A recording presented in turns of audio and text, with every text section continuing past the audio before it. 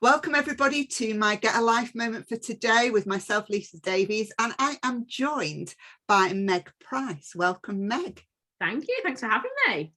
Well, let's just kind of give the audience a bit of a clue how we know one another and why I might be wearing a happy necklace. So I know Meg from her previous incarnation as a very senior leader in one of our clients at Get the Edge, the Dudley Building Society. And the reason I want to speak to Meg today is to bring inspiration to those who are listening and watching, because Meg has just taken that massive leap of faith to become self-employed. Ooh. It feels big, feels like a leap, definitely. Yeah. So Meg, tell us a little bit about yourself. Who is Meg Price? Oh, she's a lot of things. Leader is probably one of the things I would describe myself most as, you know, as we know each other. I am a positive psychology coach. I drink too much tea. I eat too much cake. My favourite title is probably auntie. Got 5 nieces and nephews that keep me very busy. Yeah. So yeah, there's lots of things. My previous life is HR management, as we know each other. Led multiple teams across multiple disciplines, doing a variety of weird and wonderful things. And moved on into the life that I'm at now through coaching and learning about positive psychology and happiness, which I'm sure we'll come on to. So yeah, a variety of things of who I am and where I've been, and very, very random mix of things I've been up to over the last few years. Yeah, and you're an avid dog walker as well. I think that's avid, yes. So yeah, I missed that. They could probably hear me, my dogs, which they're going to be very upset about them missing. What about us? I know, yeah. That you'll probably hear them at some point as well. So fingers crossed that they behave over the next half an hour. That's interesting. I mean, I was at a women's network yesterday evening, and the lady who runs that group, she has a dog that is a therapy dog. It's a therapy dog, and he's getting on a little bit now. So halfway through the meeting, I thought, what is that noise? Because he comes along with his little jacket on, his therapy dog jacket, and he was snoring. Oh, bless him. Yeah, I can see one in my eye line here who's behaving. So fingers crossed he stays there. I've got no idea where the other one is. So I'll apologise in advance if you hear from them. So the other thing is, it's been quite a life-changing moment for you, because you had a big birthday at the same time as taking this massive leap out of employment at a really senior level to kind of go out there and do it. So what's been the journey? Obviously, you said that you've got, you know, you've done this extra training, you know, gone back to doing a degree, a master's. So what's been the journey to take you from employment to where you are right now, celebrating this big birthday and getting up happy by me? Yeah. So my sort of story is when I was at school, and I remember this vividly, and I don't think I ever really appreciated how much of a pivotal moment this was until I started learning about positive psychology. And I remember this moment absolutely crystal clear. I could tell you the room that I was in at school. And my science teacher told me that I would never be happy. And I remember just thinking, oh, all right, I was probably about 15, if that. And I remember just thinking, oh, that's a weird thing to say to a child, but okay, off I go. Weird. I know, yeah, very strange thing to say. And I remember it vividly, and I don't think I ever, as I said, appreciated the impact it had on me. But I think it sort of lit this sort of fire in me. And I've got 2 older brothers. I'm very competitive, growing up in quite a male environment, and I think I had this bit of a chip on my shoulder of, I can do this. And yeah, I'll show you. Yeah, watch this. So I went on this sort of development of, well, I'll go to college, I'll get good grades, I'll go to uni, I'll get a good job, and I went and did that, and I did that for years, and I was obsessed with this idea of what I would now deem as very traditional success, rather than what I was trying to do, which was happiness. And, you know, I just thought that this is what you did. You go to uni, you go and get a good job, you work hard, you climb a ladder. And I did that, and I did anything that I could to progress that at a speed that I was hungry for. So, you know, and I did. I joined my first board at 24. I finished a 3-year master's in 2 years twice. done my first six-figure salary at 27. I just kept going, and I just wanted more and more and more. And at some point, I remember it. Quite remarkable, isn't it? You know, when I think about it, you know, your first board position at 24, that's remarkable, isn't it? Yeah, and I don't think it didn't feel remarkable. It didn't feel anything other than, well, I've done that now, what else do I do? And I remember doing an exercise, it may have even been with yourself, where we mapped out high points and low points against someone's life. And I really saw a pattern of every time that I achieved something, my health slumped. Right. And I'd just got myself into this pattern. And every time I was there, my only way out was, okay, so I need to achieve something bigger and better then, don't I? Because that was all that I knew, this sort of success cycle of, well, what can I do now and how do I do it now? And I really channeled that into my career of, okay, so what does this mean? How do I develop my leadership skills? How do I develop my self-awareness? How do I develop my teams? What does being a good leader mean? And I went and I carried on through this sort of career development, really. And obviously that's, you know, in that journey is where I've met yourself and John. And I just kept going. And I remember driving home from work one day, and again, I can tell you the exact set of traffic lights that I was at. Going, what am I doing? What am I doing? Like, why do I just keep doing this forever?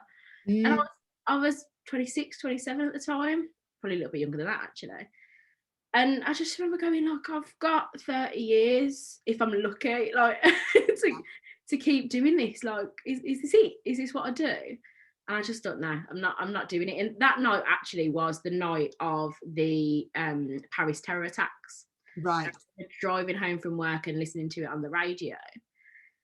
And my reaction to that was jealousy. And I thought, this isn't right. This isn't what I should be feeling right now, or how to react. There's something not right here. And I don't think I ever realised there was anything wrong. And I don't think I would ever say there was something wrong. I would always say there was something not right. And I drove home and I just thought, no, this isn't how I want to live my life. This isn't what I think happiness is. This isn't what this means to me. And that set of traffic lights was 3-minute drive from where I lived at the time. And got home and thought, right, I am going to prioritise happiness, but had no idea what that meant to me, because I've never given myself time and space to think about it. It's a word, isn't it? You can't constantly be in that striving energy, because I mean, if you're just constantly striving for the next thing, life is happening. Where are you making space for whatever happiness means to you? Absolutely. There's a poem on my wall here, and the end of it said, for she was a human doing, human moving, human seeing, but she'd never really taken the time to be a human being. Right, yeah, absolutely. That is there constantly to sort of, it's a beautiful poem.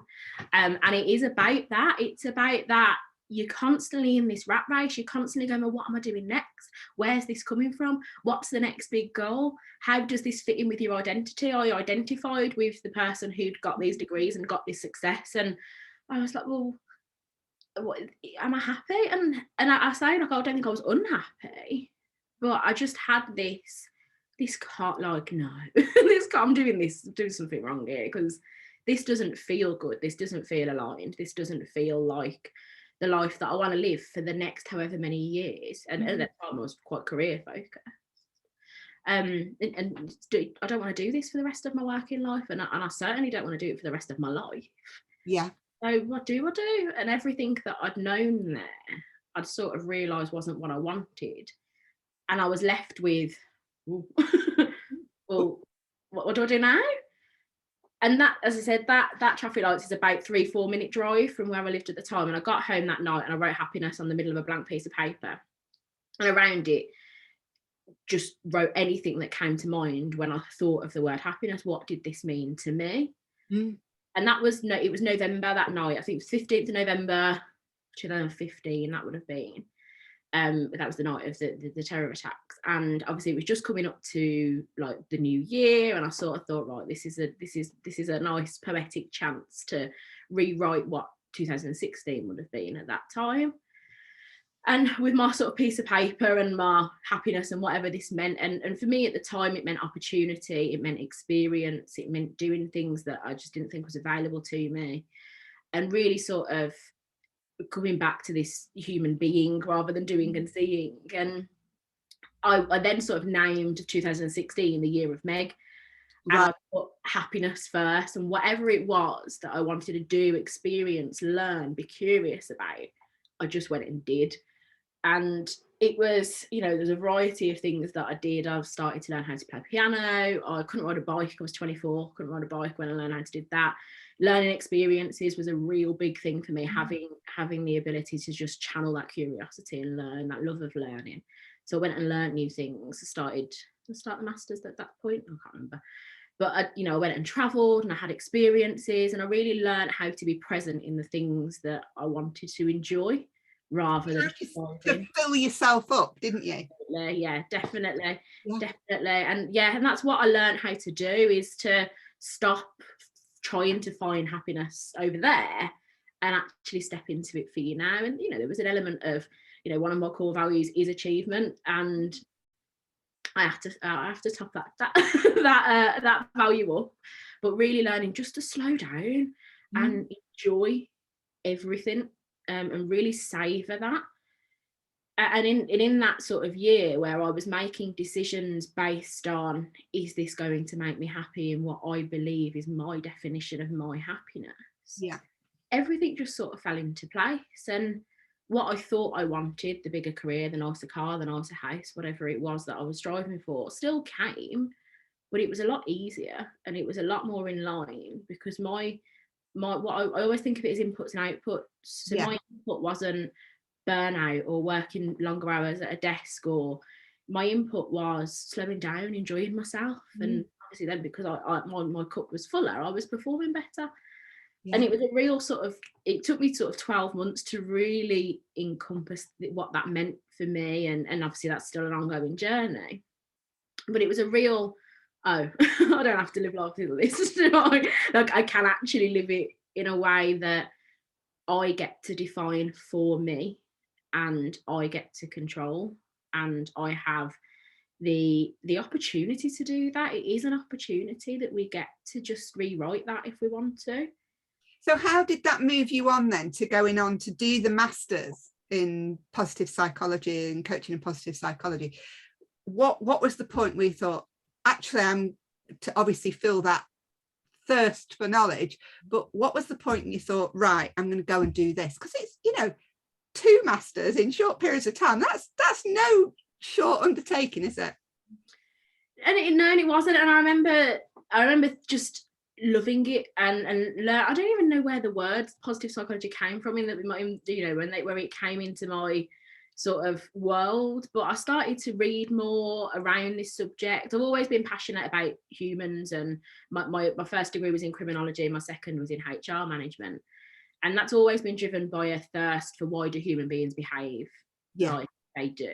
And at first I thought it was about crime, and then it became, well, why do humans behave like they do at work? And so I've always read, I've always been interested in the brain and psychology and why we do as we do. And the more that I started, then it sort of pivoted to more self-development type stuff. And at some point in that year, I came across positive psychology, started to apply those learnings, started to just realise that there's just so much more that you can do to support yourself. And then obviously I did the masters.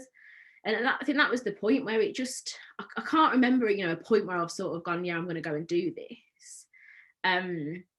It just became natural. It just became such a passion.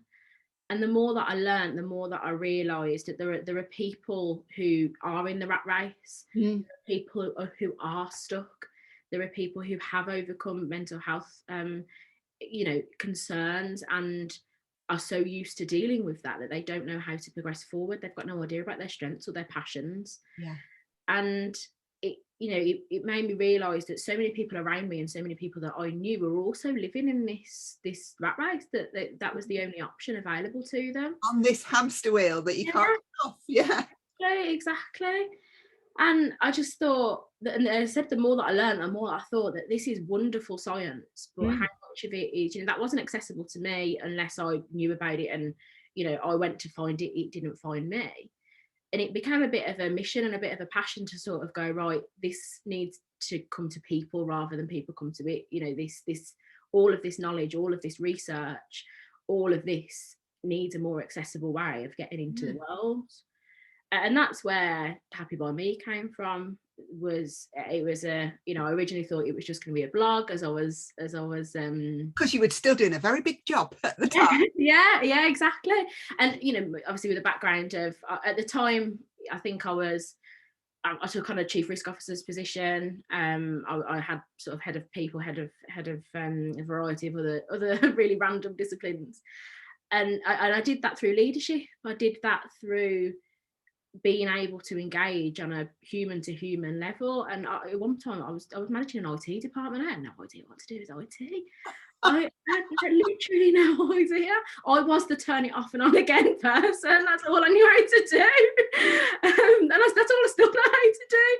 And I was overseeing big IT projects and looking at the future of the strategy of the organisation and sort of going, well, what's the common denominator between all of these topics? It's people, and that's my passion. That's the thing that gets me out of bed in the morning, and ultimately that's going to be the success of this business or not. So how do you know that you've got the right people doing the right things, and how do you engage them on a human level? How do you have better quality conversations with everyone, from the chairman to your suppliers to your regulators to your team? It's just conversation, and that's how we can make this business better. And really started to lean into that then from a corporate perspective, bringing all the knowledge of positive psychology into working environments.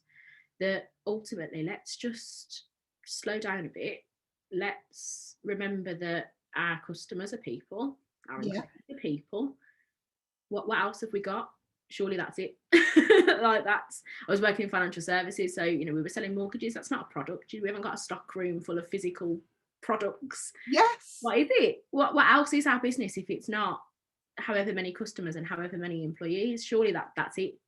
And we make that meaningful, because our role was to put people in their homes. That's a really meaningful cause. How do you make people feel that?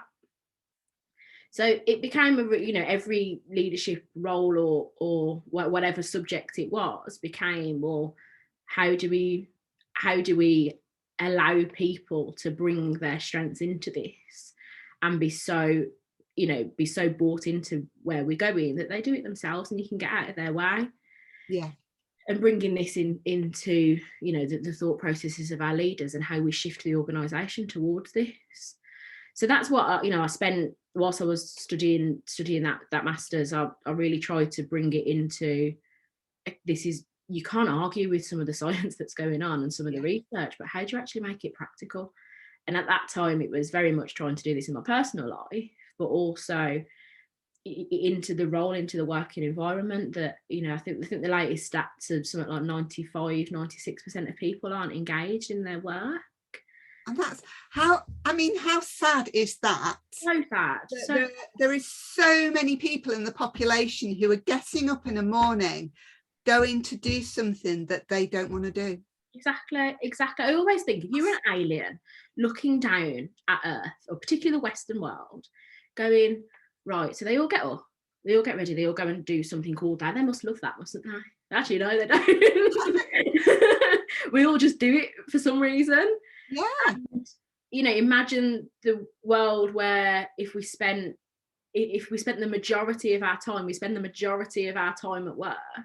Imagine the impact to our societies if we spent that time doing something we actually enjoyed, we actually were passionate about.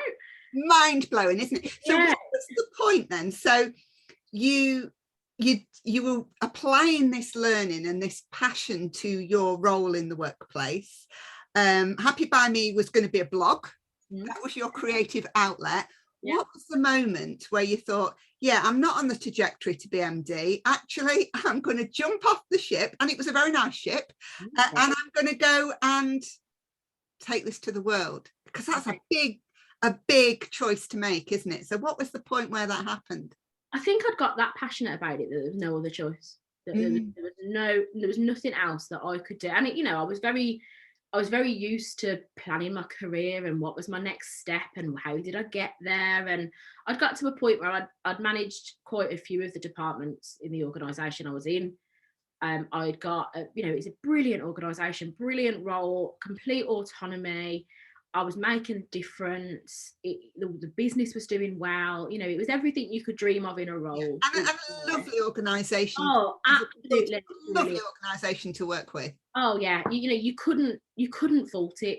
I had supportive leadership, a supportive board. We were doing things meaningfully. There was a clear path of trajectory of the exciting projects coming up. Wonderful team.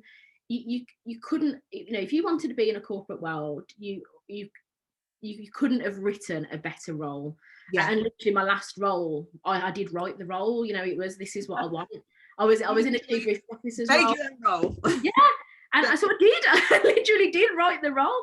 I was in a chief risk officer's role, and I put out some fires for a variety of different things, and sort of got to a point where it was like, this isn't my passion. Risk isn't my passion. I'm moving further and further away from people. What do I do? And literally wrote my next role. It was a head of strategy and all development role, and you couldn't have wanted anything better, and I still didn't feel fulfilled. And it was that, okay, so what are my options? CEO, did I ever want it? Probably not. And then you start to look at other organisations and think, no other organisation is going to do what this does. It's never going to be as special as this. It's never going to have the autonomy and the flexibility. Just and every person who works with that business, he says, this is special. Yes. And when I started from a cultural point of view, I came in to set up the HR department. We had nothing. We didn't have contracts. The contract that I was given when I first worked there it had reference to a smoking room. It was 2013. Yeah. So, there was a management team that were brought in to really turn this organisation round, and it was like our baby. We really felt it. It was real passionate about what it is, and I spent 8-9 years there, really, really making something special, and we did. The team did. So walking away from that was like walking away from a child. Make, isn't it? But obviously, this isn't a job. This is a vocation, a calling, vocare, from the Latin vocare, which is a calling. So this is a calling for you. So tell us a little bit more about how Happy by Me has evolved from a blog into what it's growing into then. Yeah, and it is a vocation, it's a mission. It's no one needs to feel like I felt. No one needs to feel, and I think the mental health narrative is getting a lot stronger now. It's okay to be okay, not okay messages. The support needs work, but from a society's narrative perspective, it's getting a lot better. Yes. But then what about these people who don't necessarily think that they've got a mental illness and need the support from psychology as usual type practitioners? What about the people who are feeling a bit stuck, are feeling a bit lost, don't really know where to turn, know they want more, got no idea how to do it? Where do they go? Yes. And that was a real sort of eye-opener of, there are a lot of people out there that probably don't necessarily need the skills of those kind of practitioners. What do they need? And I think I was very lucky that I experienced coaching because I was an executive at a very young age, and often you only experience it through a working environment. Yeah. You become relatively senior. It's not often available to most. So I was very lucky to experience coaching on the other side of the table, and thought, there's got to be a way of getting all this science, getting all this research, getting all of the skill of coaching to the average Joe on the street. Yeah. And that really is what Happy by Me's mission is, to give people a choice, to give people another option. My story was I stopped and I wrote a piece of paper, I wrote happiness on a piece of paper and figured that out. And that was lonely. That was me in a blank piece of paper going in my parents' spare bedroom, like, what do I do now? Yeah. And it doesn't have to be like that. And that's what I want Happy by Me to be. I want it to be a movement that you can give yourself time and space to work out what this means for you. That's why it's called Happy by Me. It's yours. What does Happy by Me look like to you? You get to define it. You get to own it. It's not the same for everybody.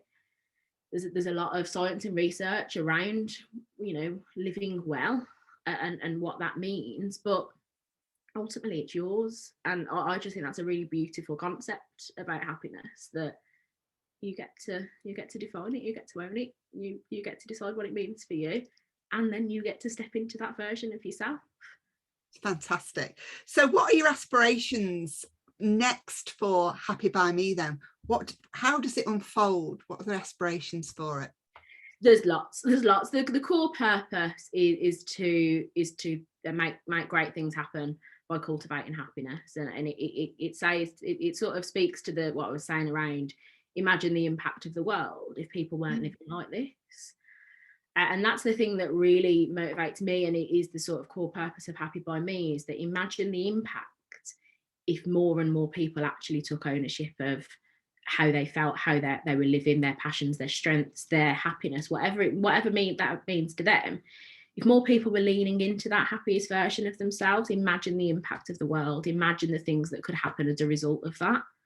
Yeah. And that's the thing that I want Happy by Me to be. That's the mission for it, is that we can create a movement, we can create a community of people who are taking ownership of happiness in whatever way, shape or form it means to them, to make bigger impacts to their communities or to the world, or you know, wherever it is that we operate. And at the moment we do that through coaching and training solutions, but there's a variety of different things that I would want to do to speak to that mission, and make sure that people are given the opportunity to get access to these tools, the research, the science, but also are being given time and space to think about it, and to really just take that step back, and hopefully with more than the blank piece of paper that I had, a little bit more support than that, just to go, well, what does Happy by Me mean to me? What is my version of happiness, and how do I feel right now in line with that? And that might be one-to-one, it might be in groups, it might be visual, it might be a whole range of tools in your toolkit to allow individuals and groups. I guess the knock-on effect is to friends, family, and you say, and out and out and out it goes until it's the world. Yeah. So I mean, it's limitless, isn't it? Limitless opportunity there. Yeah, absolutely. And you know, I've been thinking about, you know, obviously this is coaching and training solutions at the moment, but you know, it could be a coffee shop, it could be whatever it means. That what we want you to do is create time and space for yourself. If that's not with a coach or these tools, have a physical location, have an online location.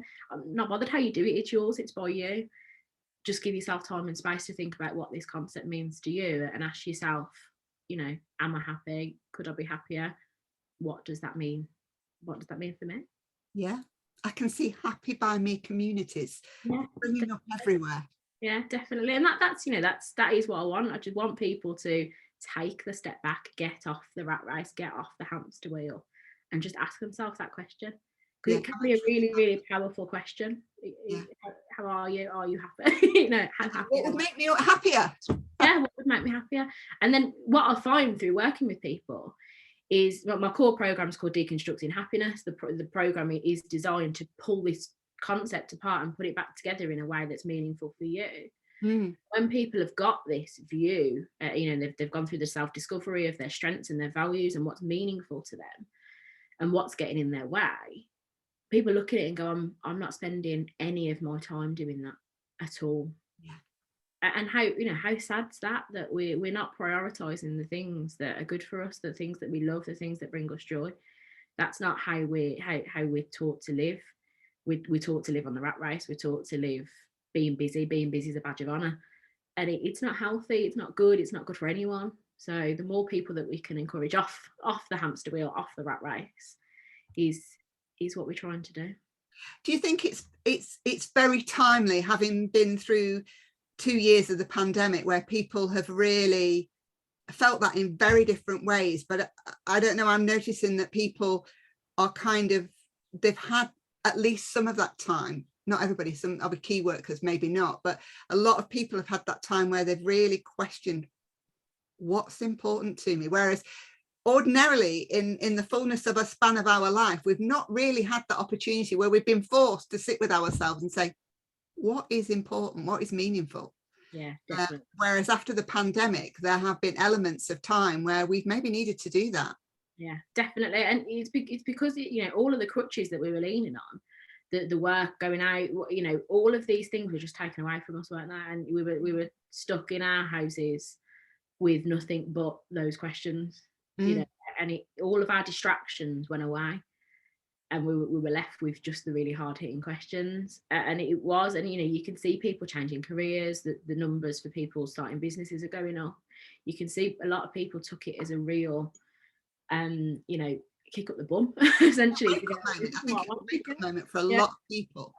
I suppose if there is any gift in it, that is that people are really looking at what's important to me and my life and my family and my friends and my circle. What, you know, who is my tribe? And, you know, all of those things, all of those questions came to the fore. And I hope that we don't forget the compassion that was shown and the community that was shown through those times.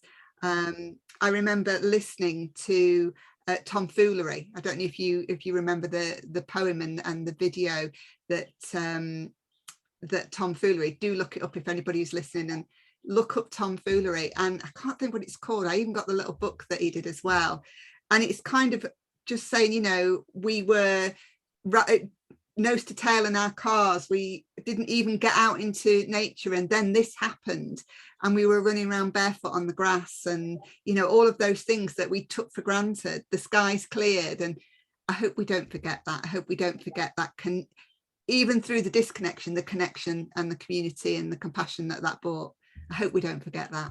Yeah, absolutely. Yeah, and that's so, you know, that there are elements of what happened, like you say, the compassion, the community, that if we can just keep going down that line, and you know, I really hope we do. And I think we've already possibly lost some of this.